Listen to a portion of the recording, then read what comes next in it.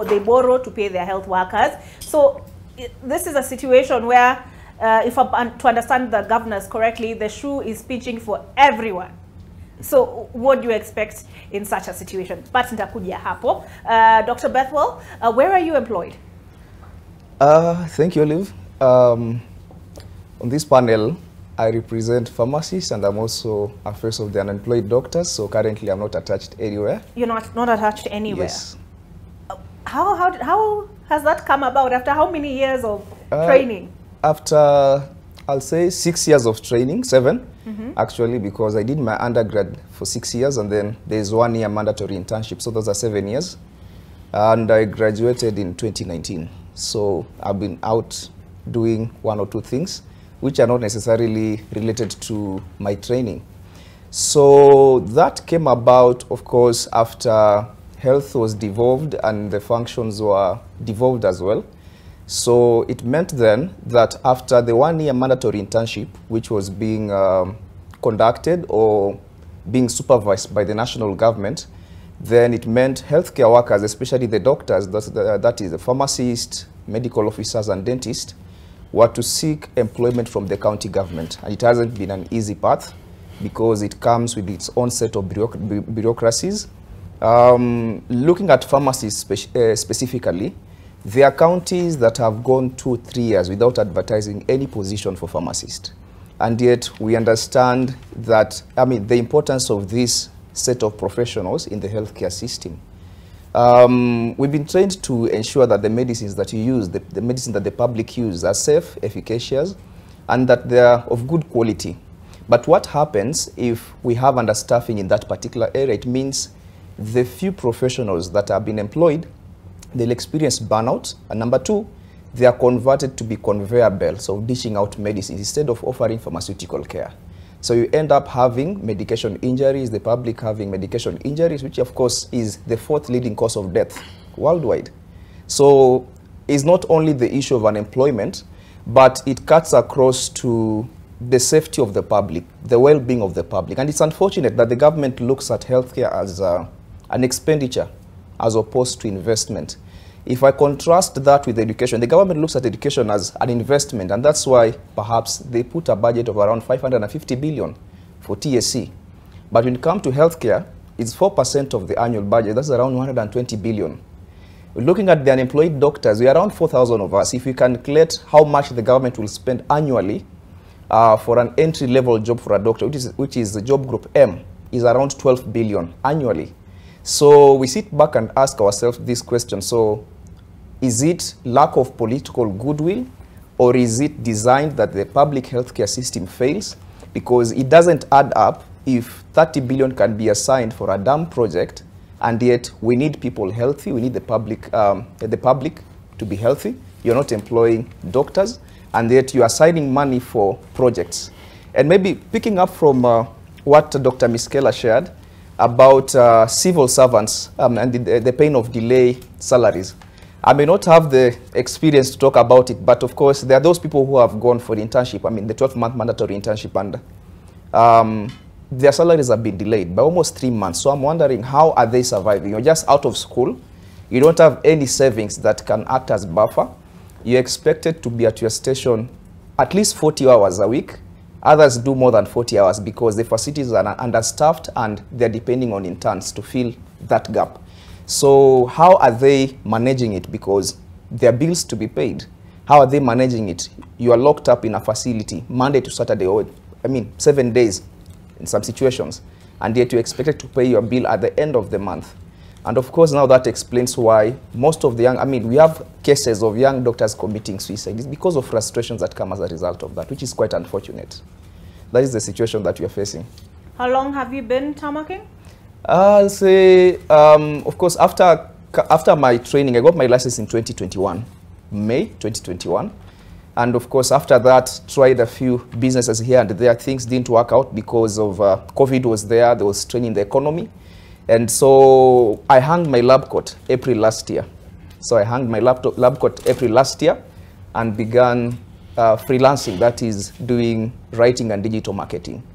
Of course, that is not what I trained for 6 years in school, but now circumstances force me in that direction. Yes. All right. Dr. Miskela, there's a question that is pending. Counties, so first of all, a status update.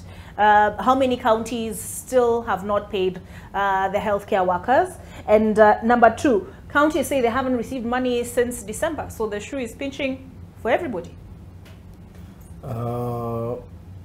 As of yesterday, there are 4 pending counties. That is Kisumu County, Vihiga County, Bomet and Nyamira, who have not paid. But remember that when we gave out our initial notice, there were 12 counties that we put out. And it's not about the counties remaining, but the question that where did the other 8 get the money from? Must workers always have to give threats and go out on the streets to get their salary? That's the question that we have to challenge the counties. Then they claimed that there was delayed disbursement. So do you understand that between the day of notice and when they paid, money was sent? No. Yeah? It's just that counties are able to collect some funds at source, yeah, from the market and all that. They get money from donors and other sources. But why some counties prioritize paying healthcare workers, some don't? And why we not take this whole issue about delayed disbursements and issue that we have gone to over 100 strikes since devolution, complaining about delayed salaries. Yeah? So this recent phenomenon is just one of the excuses they have found. But we have always complained. I can single out a county like Homa Bay, who during the entire 10-year term of the previous governor, salaries were constantly paid 1 month late. So that January salaries are paid in March. What is 1 month skip? How do you explain that? When you have a county like Nakuru under Lee Kinyanjui, who was paying every 25th years paid promptly. Yeah? You know how our salaries are worked out is that every 15th of the month, the counties raise payroll to the controller of budget, who then sends that money to the salaries account to the counties. Problem that some counties, while they'll take that money and pay workers, others will take that money and pay their cronies and their tenders and do other things, bribe MCAs and all the kind of things. Then when our money, when their money for the development delays, they use our agitation and the restlessness of the delayed salaries to blackmail government to release money for the development so they can use to pay workers. So that's the challenge. So some countries will pay with the money when sent for the employees, others will use it for other things. And that's our biggest fight. Secondly, is that some counties will deduct third-party deductions, like loans, they'll deduct NHIF, they'll deduct pay, and never remit to the people. You get that people doing filing returns, carrier slap you with a fine that you have not paid your payee. It's my business to pay payee when he deducted it. Or you have doctors like in Empopo who have not had their loans paid over 1 year. In your pay slip is deducted, but the bank never receives the money. Yeah, and you have the governor from Kisumu that day said so clear that he don't care how your payroll looks, pay slip looks like, how those things are not done. For him, he didn't tell you to take that loan. I'm like, come on, you are my employer, can't talk like that. But the biggest tragedy that we are currently dealing with, that the government, yes, national government will not send money to the branch, to the counties. But I also have a similar analogy that here, you have a son whom has probably an alcohol problem, but he's gotten married and he has children. So yes, the children are starving and they have not gone to school, but as a grandfather, you'll be supporting them. But every time you support them, you send this guy the money, he spends it drinking. Will you continue sending this drug or alcohol dependent son of yours to feed his grandchildren? No. You will hold the money, and in fact, people will tell you, why can't you just pay his school fees direct? Why can't you just buy them food and take for them food? Yeah, that is the same thing we are telling Treasury. That yes, we agree that there are a lot of wastage in the county. In the backdrop of the struggling economy, I really know and feel for the government when they say that rather than send this money to be stolen and to be wasted, let's use it for something else. You heard that there are 22 senators who say that we want to increase money to the counties for similar reasons, that they'll waste it. But as you are saying that, then why can't Treasury pay us directly? Why must my salary as Ms. Keller working in Embu pass through a governor's pocket? Why must my NHIF as Ms. Keller pass through a governor's pocket, then they go pocketing it? Why can't we just have a centralized way that when we pay the president, we even pay the cleaner of the mortician down at Runyenjes level 4? Why must we always make that? Because it is through that money passing to the governor's pocket that some of this money is lost to corruption. When they are said for money to employ doctors, they don't employ. He said a county like Nakuru now is paying doctors 100,000, when each doctor should have around 217,000. So for what's that, one doctor is split into two, so they can have some money left. Or even the ghost workers, you ask them that, how comes every governor when they come in, they do head counts and exercise ghost workers? When the ghosts come back again, so somebody comes in, removes the old ghosts and put their new ghosts. You see that? That's the corruption that has made governors refuse even the idea of a health service commission, because they know that when you take away that payroll from them, then they have nowhere else to sink their teeth on.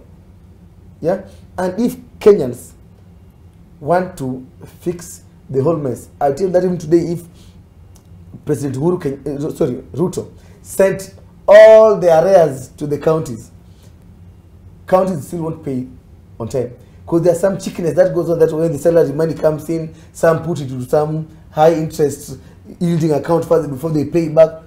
You get that? Some see that it's a lot of corruption that goes down in the county, I tell you, Olive. And until we find ways that you can play your dirty games, we can complain about the corruption, but you have no powers around you as employees. But until at least you see that as healthcare workers, the biggest devolved function in this country is healthcare. But every time you challenge the government, if you can't even pay on time, the facilities lack drugs, ambulances are not fueled, X-ray films are not there, the labs are not working, then what are you doing? 10 years after the devolution, you can't talk about teething problem anymore. This baby is now getting to adolescence. You can't be saying the same thing, that teething problem. And I call upon all Kenyans, be it the senators, any MCAs, anybody responsible for devolution, to do something. The other day you saw senators miss their salaries again for 3 days. You saw the noise. For just 4 days delay. It was the whole country was burning. Then they got paid, then everything went back quietly. Healthcare workers go through this month in, month out for the last 10 years. In CRB, the most notorious lot is healthcare workers. The other day, some young doctor called me that his circle refused to give him a loan. Why? They call him an erratic saver. Because the president, you can't even budget for it. It is wrong, and something must give. One thing I can tell you for free, that it won't be the healthcare workers giving in. We will work out every 6th day of the month moving forward. If we don't have fuel, we'll stay at home. If we don't have food, we'll stay at home. Until government puts its house in order. We don't know. Healthcare workers can be treated with this idea of a child going to their father for school fees. The father says, go to your mother. You go to the mother says, go to your father. No, we go to the county, they say national government. Go to national government, oh, you guys are devolved. And the minister comes and says, the CS that, oh, I'm ready to mediate. Mediate what?